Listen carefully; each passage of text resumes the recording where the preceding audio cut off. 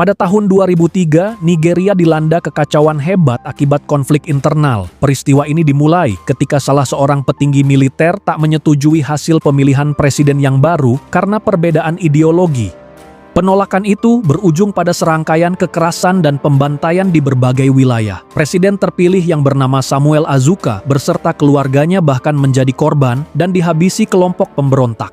Akibat situasi yang semakin memburuk membuat Amerika dan sejumlah negara besar segera mengevakuasi warga mereka yang masih terperangkap di negara tersebut. Democratically elected government of President its forces have already begun to evacuate. Kemudian, Sin berpindah ke lautan dekat perbatasan Nigeria. Terlihat sebuah kapal induk milik Angkatan Laut Amerika sudah bersiaga sebagai pusat evakuasi para warga asing. The entire presidential family has been. Disinilah kita diperkenalkan dengan seseorang yang bernama Letnan Waters, yang merupakan pimpinan dari satuan Navy SEAL. Waters dan timnya baru saja menyelesaikan misi untuk mengamankan Duta Besar Amerika Serikat. Seharusnya tugas mereka telah selesai, namun karena kondisi yang sangat darurat, Waters mendapat perintah baru, yaitu mengevakuasi para warga Amerika yang juga terjebak di sana. Welcome back.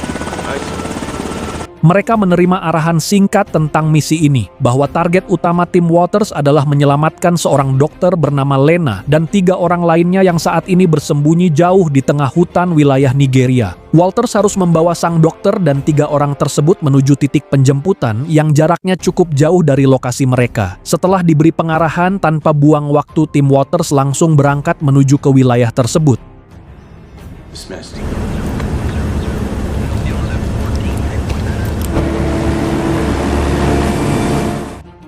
Setibanya di desa tempat persembunyian Dr. Lena, Waters dan anak buahnya meminta bantuan penduduk setempat untuk menunjukkan keberadaan sang dokter. Misi ini sangat berbahaya, sebab hampir seluruh area di sana sudah berada di bawah kontrol pemberontak yang memiliki persenjataan yang bukan kaleng-kaleng. Waters harus bergerak dengan waspada agar operasi penyelamatan ini bisa berhasil. Setelah melalui perjalanan panjang, tim Waters akhirnya berhasil menemukan Dr. Lena yang saat itu ia sedang fokus menangani operasi. Dan kebetulan di sana ada 3 warga negara Amerika lain yang membantu Dr. Lena. Walter segera memberitahu Dr. Lena bahwa mereka harus segera pergi dari tempat ini dan bergerak menuju titik evakuasi yang letaknya sekitar 12 km dari desa ini. Jika mereka terlambat sedikit saja, pasukan pemberontak bisa menghadang di tengah perjalanan dan situasinya akan jadi sangat berbahaya.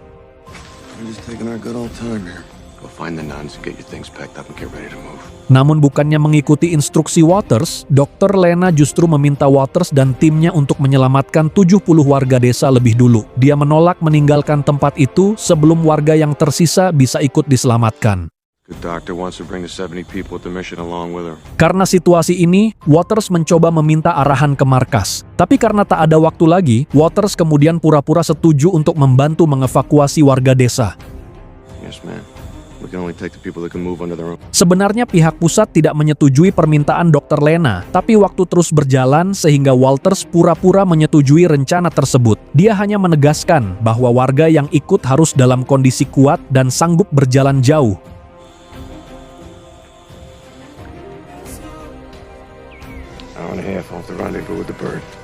Begitu matahari terbit, sekitar 70 warga sudah berkumpul dan siap ikut bersama tim Waters menuju titik penjemputan. Pada saat terakhir, 3 warga Amerika yang membantu Dr. Lena memilih tetap tinggal di desa untuk merawat korban yang kondisinya masih lemah. Mereka adalah seorang pastor dan 2 biarawati. Dengan berat hati, Dr. Lena berpamitan dengan ketiga rekannya dan mendoakan semua orang diberi keselamatan.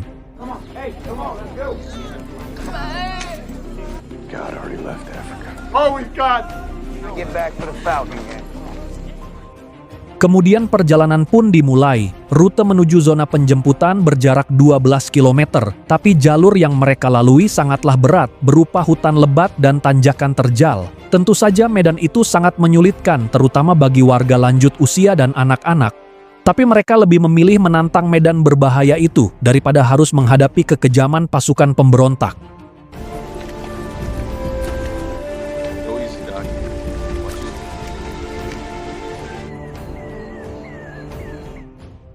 Singkat cerita, saat senja datang, mereka telah menempuh perjalanan sekitar 12 jam tanpa henti, dan pastinya perjalanan ini sangat berat dan banyak warga hampir pingsan. Namun mereka tak punya pilihan untuk berhenti, sebab lokasi yang dilalui masih berada di wilayah kelompok pemberontak. Begitu Waters merasa situasinya sedikit aman, dia akhirnya memerintahkan rombongan untuk beristirahat selama setengah jam.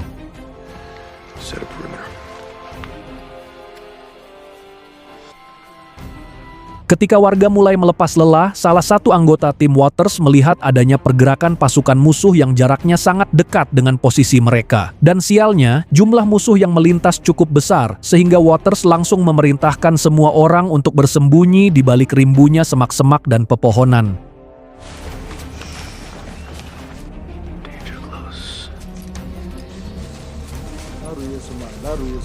Di tengah ketegangan itu, seorang balita mulai rewel dan terus menangis dan hampir saja membuat posisi mereka ketahuan. Beruntung gelapnya malam membuat para pemberontak kesulitan mendeteksi persembunyian mereka.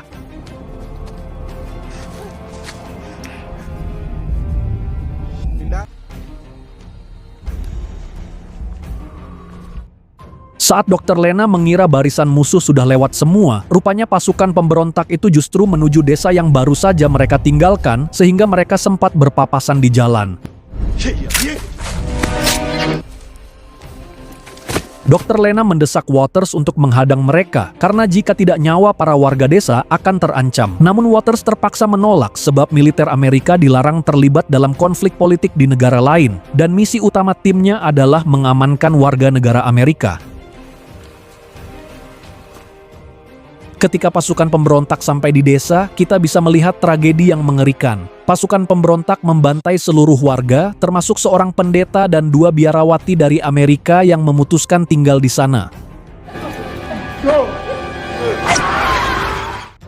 Setelah menempuh perjalanan panjang dan sangat melelahkan, akhirnya Waters dan 70 warga lainnya berhasil dievakuasi. Mereka segera melemparkan granat asap sebagai penanda agar pilot helikopter bisa menemukan posisi mereka dengan jelas.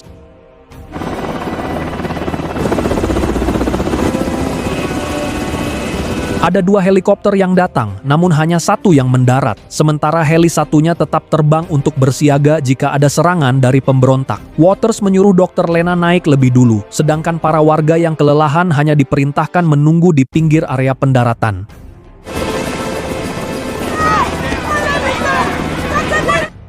Ketika akan masuk ke dalam heli, Dr. Lena baru menyadari bahwa selama ini Waters berbohong akan mengevakuasi semua warga sipil.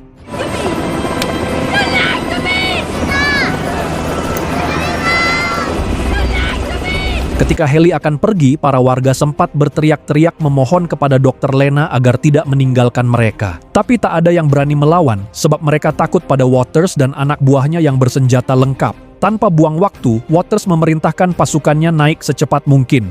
Tak ada salam perpisahan, tak ada kata maaf, hanya keheningan yang menyakitkan bagi warga yang sebelumnya diberi harapan.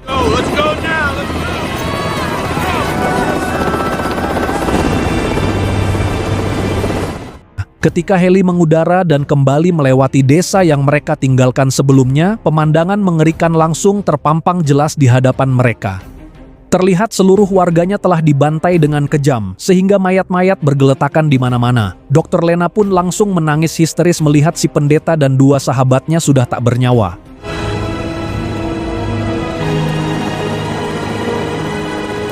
Waters pun tak mampu lagi menahan amarahnya. Dia melihat sendiri bagaimana kebrutalan para pemberontak yang membantai warga tak berdosa, terutama wanita dan anak juga dihabisi dengan kejam. Di saat emosinya yang masih membara, Waters menatap anggota timnya satu persatu, seolah-olah sedang mempertimbangkan sesuatu yang berat. Hingga akhirnya Waters mengeluarkan perintah yang tak terduga, dia memerintahkan pilot heli untuk putar balik.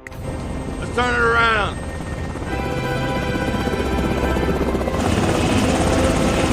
Waters memutuskan melanggar perintah dari markas demi menyelamatkan para warga yang sebelumnya mereka tinggalkan. Begitu mereka tiba di titik tujuan, para warga yang sebelumnya sudah hampir putus asa langsung menyambut kehadiran mereka dengan gembira.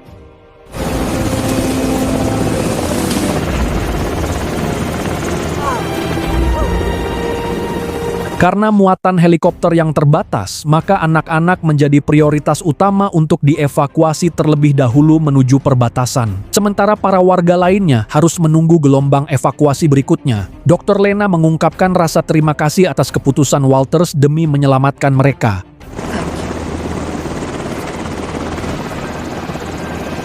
Namun seorang anggota tim Waters justru dibuat bingung dengan keputusan atasannya yang jelas bertentangan dengan instruksi komando pusat. Same mission.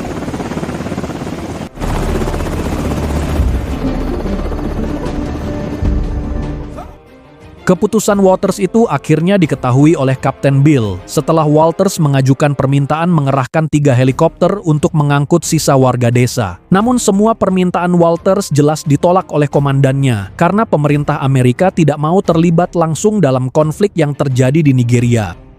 And I hope you know what you're doing. Negative when you need that. There you go. Come on. Karena mustahil dievakuasi melalui udara, mau tak mau mereka harus berjalan kaki sejauh 32 km menuju perbatasan. Medan yang akan mereka lalui sangatlah berat karena harus melintasi pegunungan dan sungai. Dan jelas medan ini bukan hal yang mudah bagi warga yang sudah kelelahan. Di sisi lain, pelarian mereka ternyata sudah terdeteksi oleh seorang petinggi pasukan pemberontak yang bernama Kolonel Siddiq.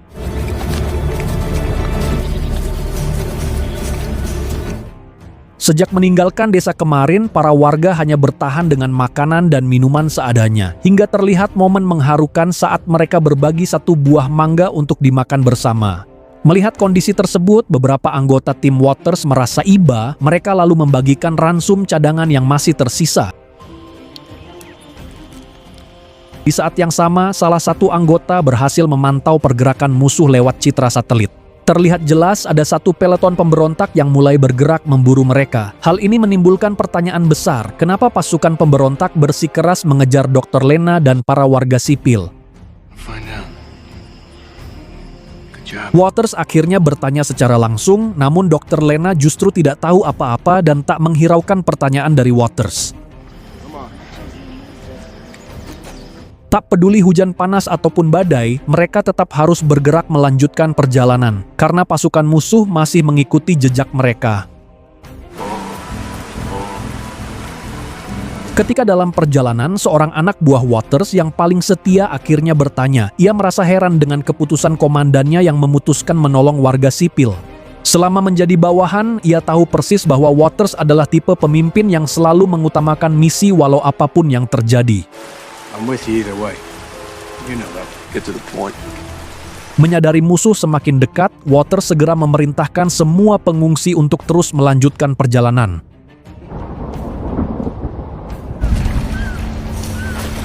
Namun masalah muncul kembali ketika Light yang bertugas membuka jalur menemukan hambatan. Dari kejauhan ia melihat sebuah desa terpencil menjadi lokasi pembantaian suku Ibu oleh kelompok pemberontak anti pemerintah. Dari sini hati nurani Waters kembali terguncang. Di satu sisi waktu terus menekan dan mereka harus segera pergi. Di sisi lain ia tak sanggup melihat tragedi mengerikan tepat di depan matanya.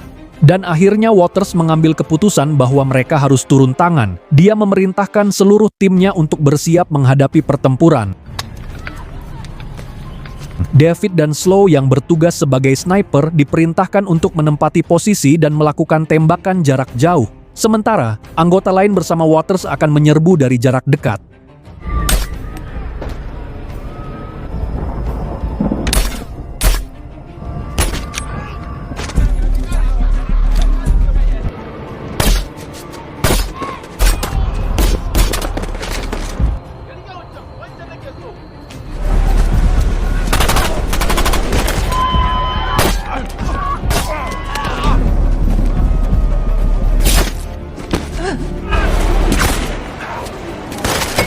Berkat kemampuan mereka dan kerjasama yang solid, tim Waters berhasil menghabisi para pemberontak satu persatu. Saat itulah mereka menyadari bahwa kekejaman para pemberontak bukan hanya sekedar rumor.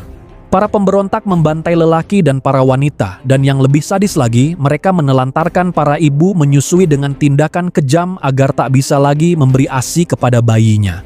Namun setelah melihat kenyataan tersebut, bagi Waters dan timnya mengambil keputusan melanggar perintah atasan kali ini adalah pilihan yang benar. meskipun sebelumnya sempat terjadi perdebatan karena keputusan Waters yang dianggap menyimpang dari misi.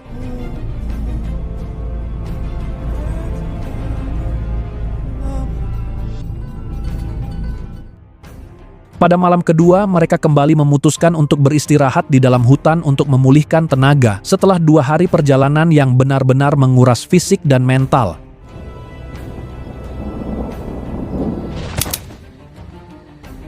Keesokan paginya, Waters dibuat terkejut ketika Slow melapor bahwa para pemberontak sudah semakin dekat. Waters menganggap hal itu memang wajar, mengingat kegigihan para pemberontak yang memang terus mengejar mereka tanpa henti. Namun Slow mulai menyampaikan pendapatnya. Ia curiga kemungkinan ada seorang pengkhianat di dalam rombongan yang sengaja membocorkan lokasi mereka kepada musuh.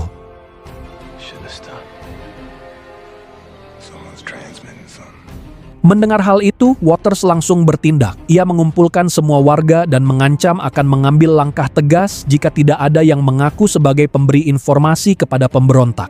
Dan tiba-tiba seorang warga bernama Gideon langsung ketakutan dan mencoba kabur. Dengan sigap Red langsung melumpuhkannya dengan sebuah tembakan.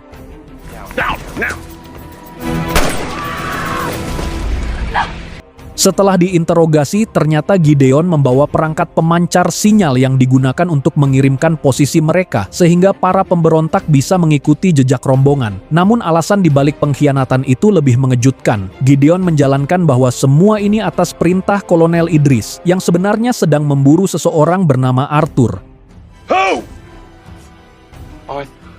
Ternyata yang menjadi target utama pasukan pemberontak adalah Arthur Azuka, putra tunggal Presiden Samuel Azuka. Ia menjadi target utama para pemberontak karena merupakan pewaris sah sekaligus keturunan terakhir suku Ibo.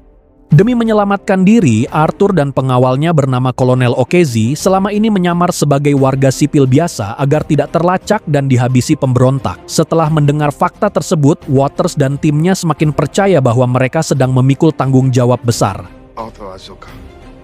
Samuel Azuka. My father's fight for democracy. Kemudian mereka memutuskan untuk segera melanjutkan perjalanan demi mencapai wilayah perbatasan secepat mungkin. Namun pada saat yang bersamaan, para pemberontak kini sudah semakin dekat dengan posisi mereka. Waters sebenarnya sudah menduga hal itu sejak awal. Ia sengaja memasang bom di sekitar jasad musuh karena ia yakin pasukan pemberontak akan datang ke lokasi tersebut. No!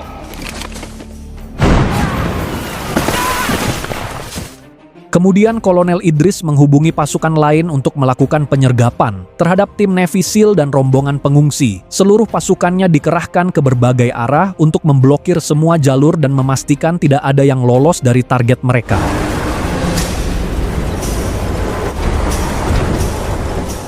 Beberapa saat kemudian, Waters mendapat panggilan dari markas pusat. Kapten Bill marah besar atas keputusan Waters yang kemarin menolong warga sipil. Tindakan itu dianggap membuat hubungan bilateral negara menjadi memanas.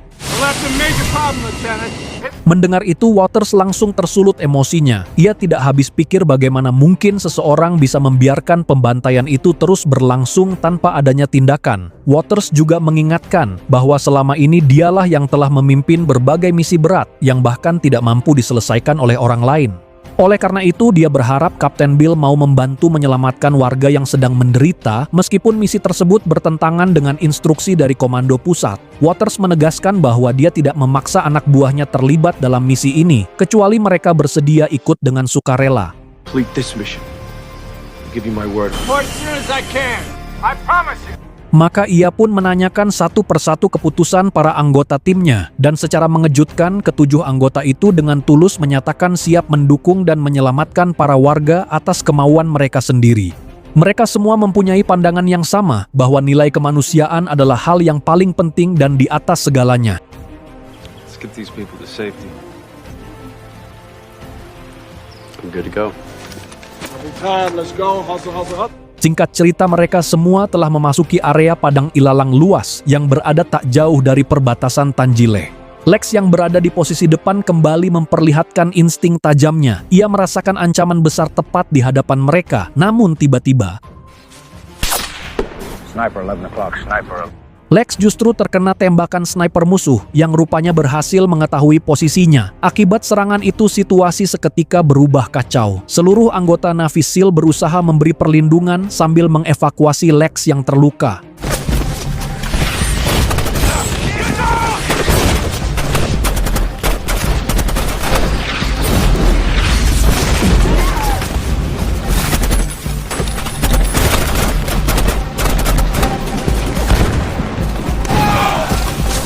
Waters langsung mengambil tindakan. Ia mencoba menjauh dari para pengungsi yang berada di belakangnya agar mereka tidak terjebak dalam pertempuran karena musuh mulai menembakkan RPG. Namun malangnya, Slow justru terkena peluru tepat di dadanya yang membuat harus gugur di tempat. Dr. Kendrick! Listen, we gotta get out of here, all right? Slow!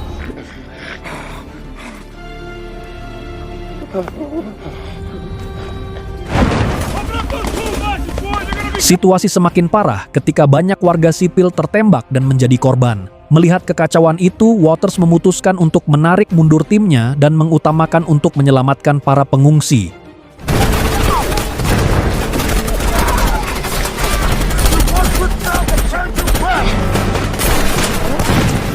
Sebelum mundur sepenuhnya, mereka sempat menghubungi markas pusat untuk meminta dukungan serangan udara dengan mengerahkan jet tempur.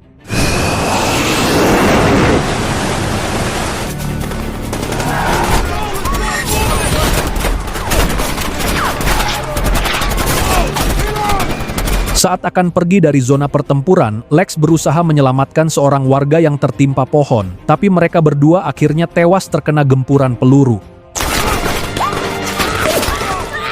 Pada saat yang sama, para warga yang terluka malah diserang dengan RPG, sehingga membuat Dr. Lena sangat panik. Tim Navy SEAL bergantian menahan serangan supaya para warga bisa melarikan diri.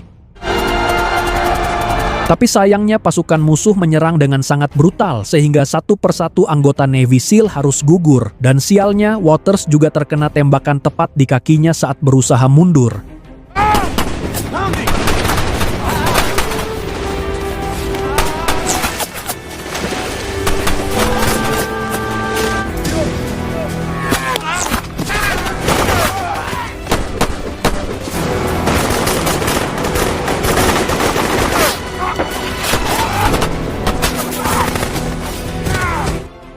Saat mereka hampir sampai di gerbang perbatasan, bantuan serangan udara telah tiba di lokasi. Tapi pilot jet tempur membutuhkan koordinat posisi target. Kemudian Waters memberi koordinat posisi musuh dan alhasil jet tempur menjatuhkan serangan yang melenyapkan pasukan pemberontak di area tersebut.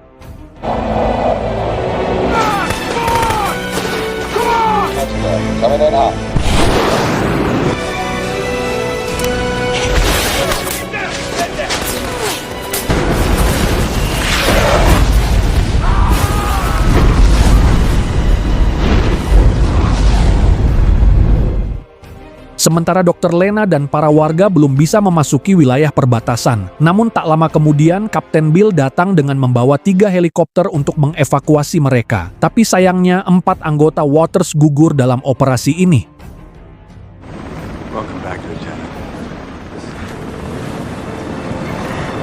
Warga yang berhasil selamat tak lupa mengucapkan rasa terima kasih pada tim Waters dan Dr. Lena yang telah berjuang sampai titik darah penghabisan untuk menyelamatkan mereka.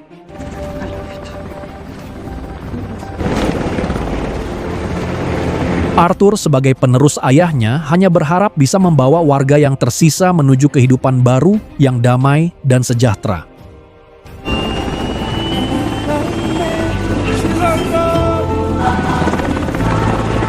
Kemudian cerita pun berakhir. Terima kasih sudah mengikuti sampai selesai. Sampai jumpa di video berikutnya. Jangan lupa like, komentar, dan subscribe.